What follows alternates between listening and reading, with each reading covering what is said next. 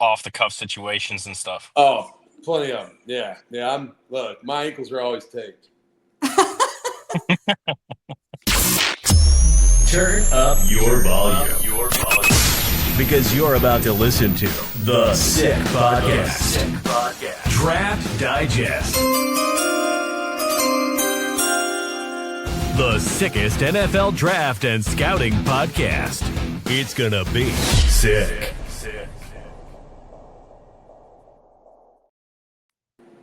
Hey everybody, I'm Emily Van Buskirk alongside Jon Vogel, and this is the Draft Digest podcast on the Sick Podcast Network.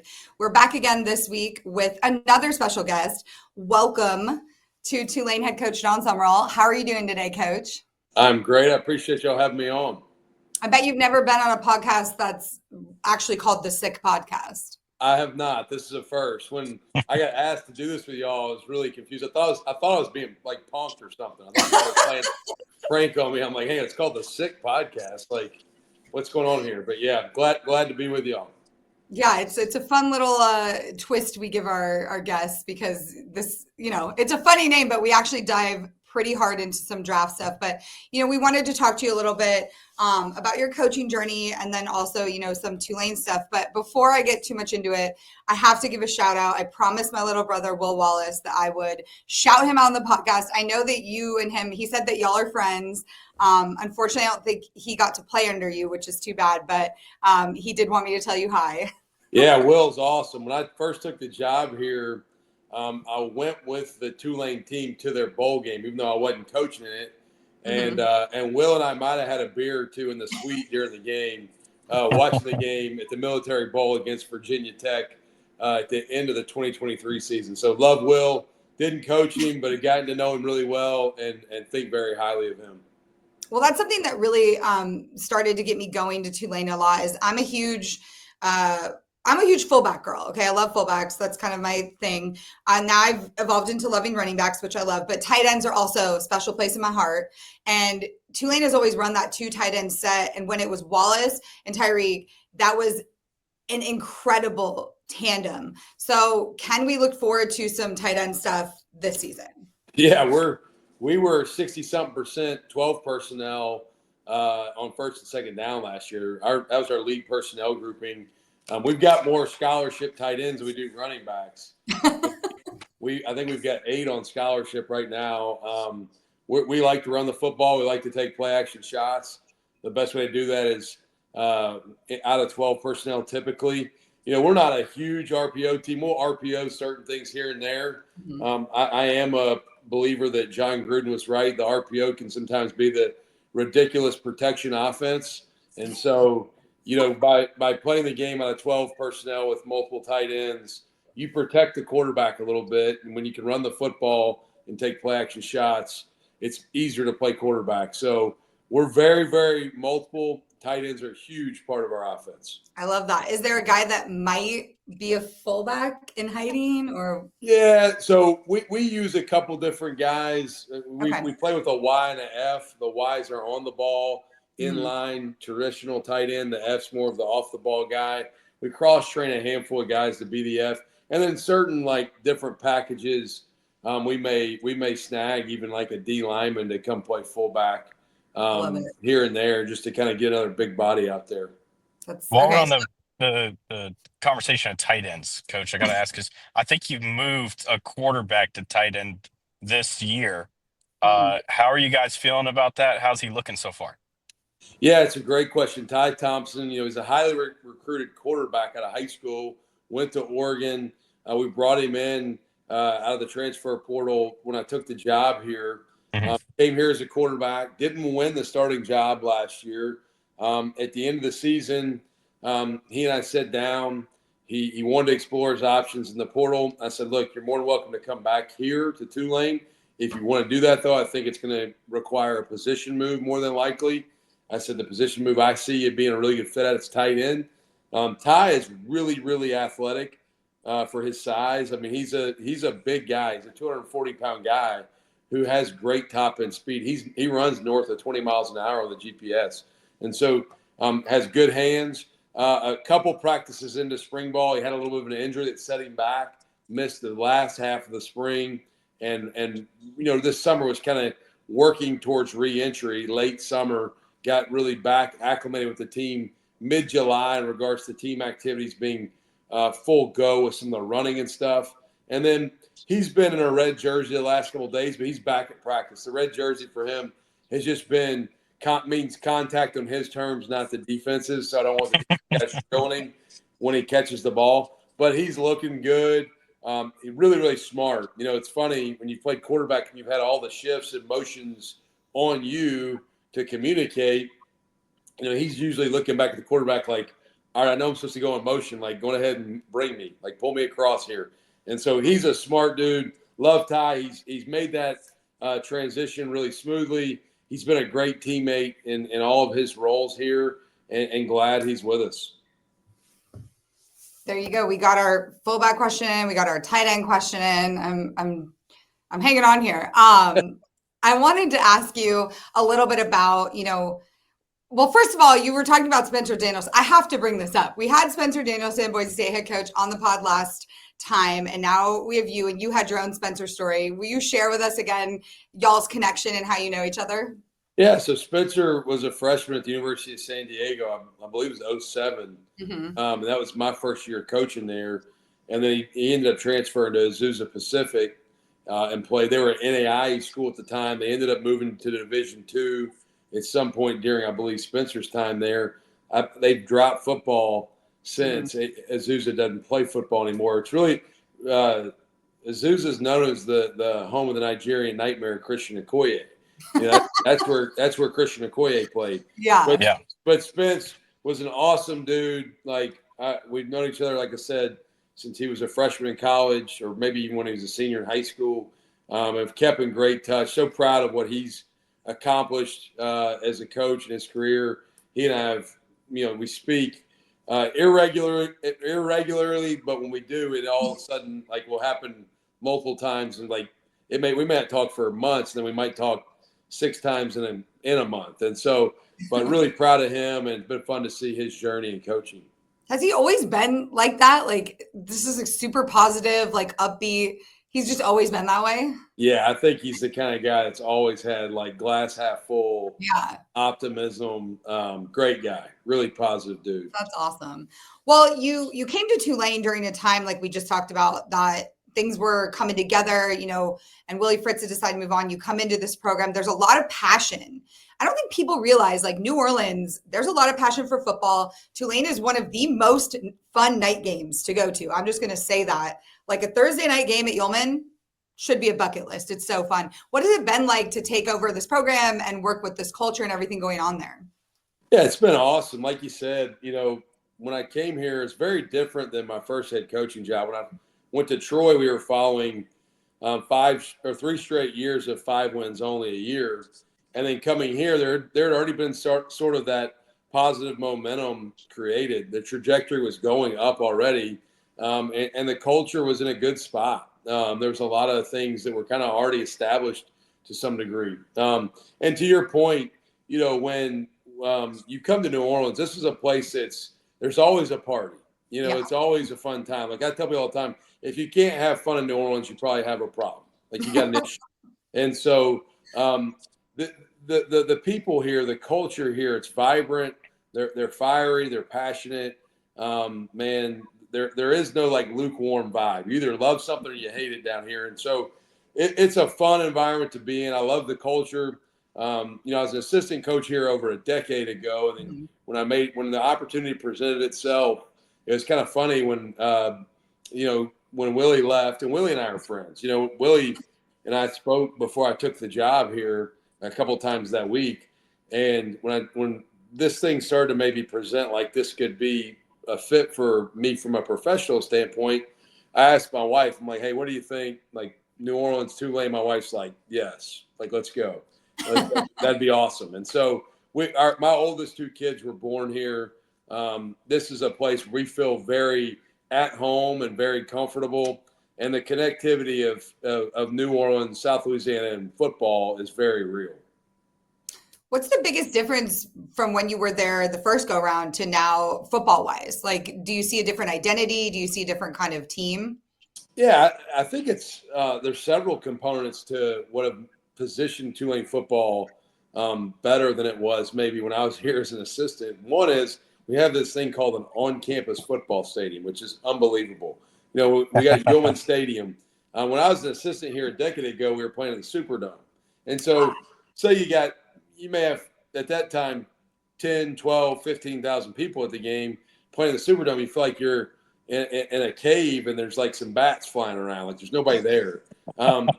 Moving the stadium, Yeoman Stadium is a great venue back on campus. It's the right size stadium. It's not too big. It's big enough, but it's not too big. And so that was a huge move that happened in the 2014 season. And then I think there's been a legitimate commitment from an administrative side and alignment in moving resources to giving ourselves an opportunity to be competitively successful. And you don't accomplish anything great in football because you have just a really good head coach. Like I'm not trying to say we don't work hard. Every head coach works really hard, but there's a lot that goes into it, and it's bigger than just one person creating the opportunity to have success in college football. Your administration has to decide, hey, we're going to properly support this. We've got a grill that's 30 yards from our players' locker room where our guys eat breakfast, lunch, and dinner. Like the resourcing on that is mind-blowing for me. And so there's a lot of things built in here that have given us an opportunity to, not just create success, but sustain it, hopefully. And so the commitment's real. The other thing I'll say, I love, I think we got maybe some of the coolest uniforms in college football. And the angry wave, the logo you can see behind me on the helmet. Yeah. You see that logo all over town. Like you see the Saints, like the Saints we all know, we're not competing with the Saints. They're the big dog, like NFL, who dat, like, man, let's go. But you see the angry wave all over the city. And I think the branding, the image of the angry wave, it really resonates. It kind of fits the culture of New Orleans and Tulane. It's a little bit goofy and a little bit fun and kind of a different, maybe unique mascot. And so you go anywhere in the city right now and you're going to see people wearing our logo, which is really, really neat to know that we've sort of become like New Orleans college football team. And we're the city's team. We're Uptown's team. And I think there is a real connectivity there that maybe wasn't there a decade ago. It was kind of just maybe an afterthought. Yeah, it's a great point that you bring up, Coach, because LSU is what everybody thinks of when you think of Louisiana and college football. So I think that you guys have had the impact even before you were there. I thought even last year that's left that impression on not just the local area, but on the national audience of college football as well. I think my first one, if every college coach had a really like the perfect answer for this, I think it wouldn't be talked about. But the transfer portal is obviously changing dynamics in college football, team building, how you assemble a roster. What are some of the things that you found that you've been able to have success with at Tulane to kind of help you with not just retaining players, but also finding those right guys in the portal? Yeah, I think it starts with having authentic, genuine relationships with your players, and then also the guys you're trying to bring in. We're not going to have 100% retention. That even when we want a guy to stay, it's not always going to be the case. We're going to lose some guys. Some of that's because maybe it's become a transactional component where we're not going to be able to be the highest bidder.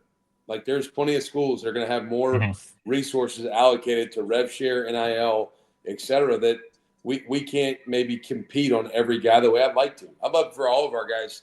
I'm a proponent. I believe I'm for NIL rev share. I'm cool with the portal. I'm not like one of these like old school dinosaur coaches. It's like, man, the portal's terrible. Like it's life. It's what we have. And I can sit here and whine and complain and tell you all the problems that exist from it, but it doesn't do me or anybody else any good. And so I think as we walk through the retention side, it's about having authentic, genuine relationships and getting to know your guys and help them see that, hey, I've got your best interest at heart, I want to help you develop to become the best you can be in every area of your life. And then they still may at times choose something else because the dollars may become too great for them to not pursue something. And that happens. I don't even get frustrated through it, to be quite honest with you. When things come up like that, my response usually to guys is like, hey, man, I'd love for you to stay. If it doesn't work out, you can leave. Man, I wish you nothing but the best. Good luck. Like, I don't have any ill will. It's like that doesn't help me or them.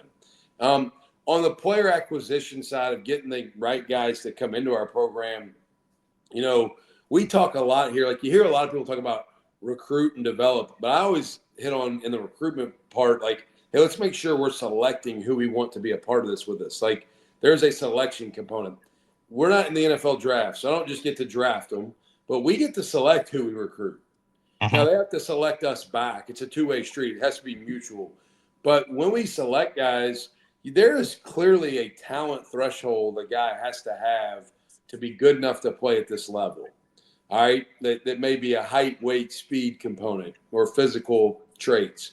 But there's also an intangible side of like, hey, does this guy have the character we want in our locker room? Is he tough? Does he love football? Like, if he likes football, I don't want him on our team. I want guys that love football. And so when we recruit guys, if you will, or we're in the recruiting component of player acquisition out of the portal, my staff at times are almost like, Coach, are you trying to de-recruit this guy or are you trying to recruit him? Because I talk so transparent with them about what the standards and expectations are daily in this program. And like, it's not going to be purple skies and butterflies every day. Like, we're going to freaking work and we're going to be tough. We're going to have a little chip on our shoulder. That's how we do things. And therefore, maybe on the front end, I try to make sure we weed out guys. Like, I tell guys in meetings, if you're not tough and you don't love football, please do not come here. Go anywhere else in the country. Do not come here. And that doesn't mean we're 100% on who we get or target, but I try to be so upfront with guys about what the standards are that they come in knowing I'm not changing for a player that comes here. Like, our standards are the standards. They're going to meet our standards or they're just not going to do well here. And so we try to be very upfront with how we communicate those standards so that there is no gray area. Yeah, that's fantastic. And, because you hear a lot of the stories about college coaches and recruiters and all that stuff, and especially in the agent side of stuff, that's a whole nother crazy thing that's kind of going on in college football right now, but how like people just aren't upfront with some of this stuff. And I like that you're talking about setting that expectation so that these guys come in ready to work. Speaking of the portal, every year I put together this thing is called it's Vogel's all underrated team. This year we just on Sunday just dropped the 4th edition of it. And I selected one of the guys that you guys pulled out of the portal as he's been one of my favorites in college football for a while. But it's your stand-up rush edge, Maurice West Morland, that's coming over from UTEP. So what was it about Maurice that kind of drew you to him? And how has he looked in the Tulane uniform so far? Yeah, Mo, our linebacker coach, Taylor Polk, had recruited Mo when Polk was at Central Arkansas. And he recruited him when he was coming out of junior college, and he ended up going to UTEP. And then when Mo went in the portal, he's a 6-year guy. Yeah. With that JUCO year that was reinstated or whatever. And so we went in the portal. We recruited against, it was us and 2 Big Ten schools that it came down to on him. Really had a good visit with him and his dad when they came. Mo's got really good designated pass rush type ability. Like he's been a twitchy rusher in his past. I think he's got 15 and a half or 16 sacks over the course of the last 2 years. And we needed to we lost an edge guy to the portal, and we needed to go get at least one. We went out and got 2 with Mo being one of them. And I really think those guys in that room are competing at a high level. I think our defensive front, our line of scrimmage on the defensive side of the ball, offensive side too, but D-line and edge rushers, man, we added some really good pieces out of the portal of guys that like are talented, practice hard, compete. We're probably we're a 3-4 team, but for the 3D line spots, like we're rolling like probably 9 or 10 guys in there that I think can play in games for us. And on the edge piece at that bandit spot, which is our stand-up guy, we got 3 guys right now that I think we can win with Mo being one of those guys. And so excited about what he's doing. You get to a new place and you have to learn terminology and get caught up to speed about maybe how we teach things from a teaching progression. But he's doing some really good things this training camp, and fired up to see him cut it loose this season. Jon loves edge rushers. That's like his favorite thing. So we have not had a podcast episode where we do not talk about edge rushers. So there we go. When guys come in like that, where like new guys to the culture and to the area, where do you recommend that they go eat? Like, what's your go-to first? Like, wow, I know that's tough. Man. Or like a handful. Yeah, like can I get like a top 10? You can get like a top 3, top 5. I mean, like Steakhouse, I love Desi Vegas. Okay. Or Mr. John's, which is affiliated with Desi's. The oysters here, like everybody knows Drago's, and then you've got Katie's is sort of like one of the most diverse restaurants. Scott Craig owns Katie's. He's a great friend. Like Katie's is in Mid-City. Drago's, there's one in Metairie, there's one downtown. Like on Ferret Street, you got Company Burger and Dat Dog and kind of like the fast food type vibe, but it's like nicer than fast food. There's a new place over on Ferret Street that I've been to a couple times. My wife called the Husky, that is like out of this world good, and then you've got Giacomo's, which is sort of well known, but like the list goes on and on and on. I mean, this city. There's a great seafood spot called Pesh. And then Luke Besh, John Besh, the restaurant, chef, his son Luke was on our team the last couple of years. He's got he's got several restaurants here in the city. Oh, wow. And so Emerald Lagasse, has several restaurants here. And so the restaurant stuff down here, like to say, like, if somebody says like, hey, give me your favorite one. Yeah. I can't. It's not possible. Like I just named like 10 places, and I'm leaving like probably 10 more off that are like just freaking dynamite. So this city, if you're not careful, you'll go like. My first time I lived here, I was like 220 when I moved here. In a month later, I was like 250. I'm like, what the heck happened? So I'm gonna have some words with Will because he just takes me to Ted's, which I love Ted's, but I'm like, wait a minute. No, there's a lot of good places. Yeah. I need to have. But if you say, hey, you've got one meal, where are you going? I gotta say probably my good friend Desi Vega, like his steakhouse. If I'm having to like be sent off for the rest of my life and not be able to eat New Orleans, that's probably where I'm choosing one. But like I said, Katie's, that's hard to beat too. It's a little bit of everything. They're all good. We need you to curate like a tourism list for people that come in. All right. I got a question. You were talking about locker room culture. You're talking about locker room guys that you're trying to get in. How do you feel about the locker room culture this year, and who is kind of emerging as leaders of this team? That's a great question. We're as we're in training camp, we're still kind of creating that connectivity in our locker room. We do a lot of things. Some of them may be,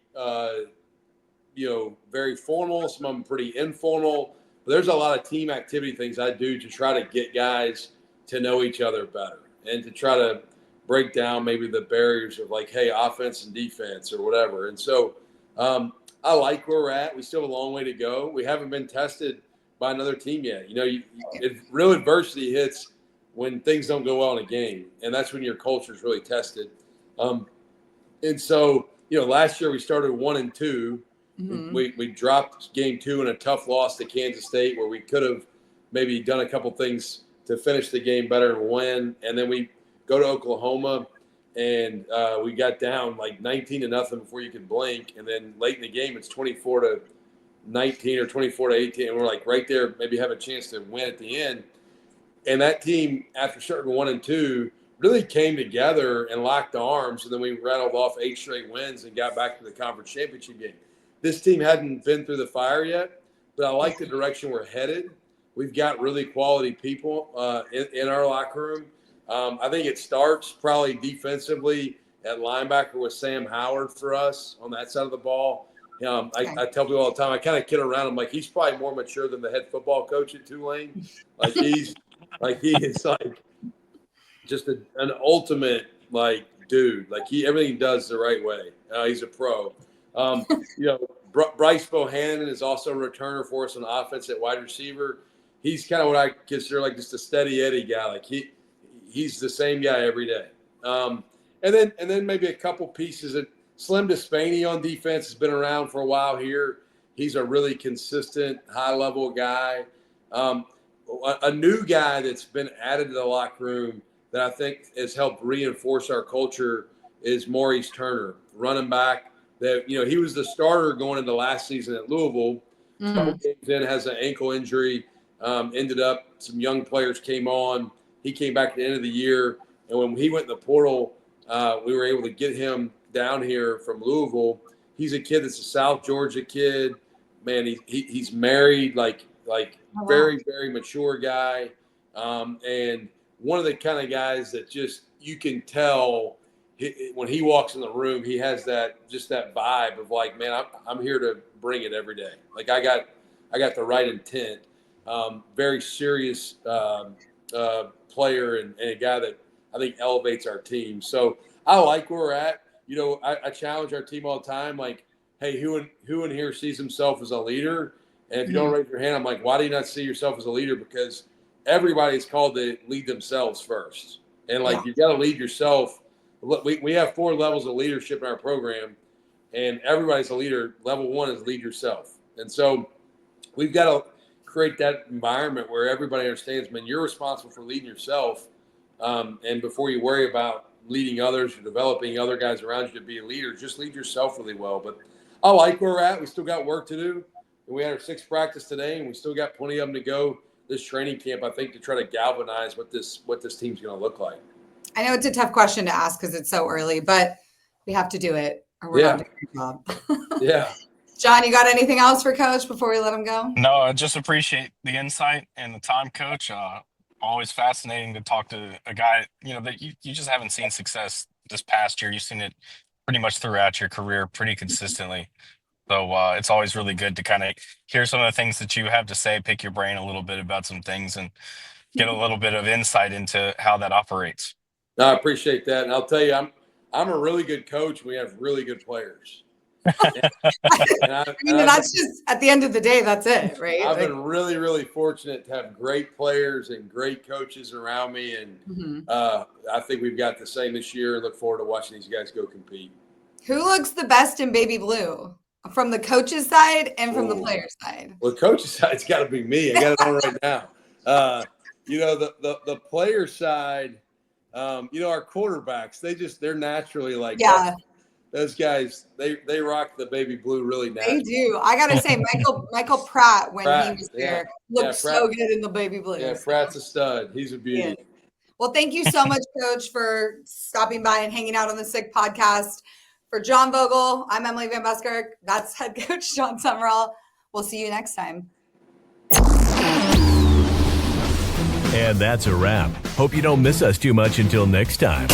Follow the Sick Podcast Draft Digest on YouTube, X, Google Play, and Apple Podcasts.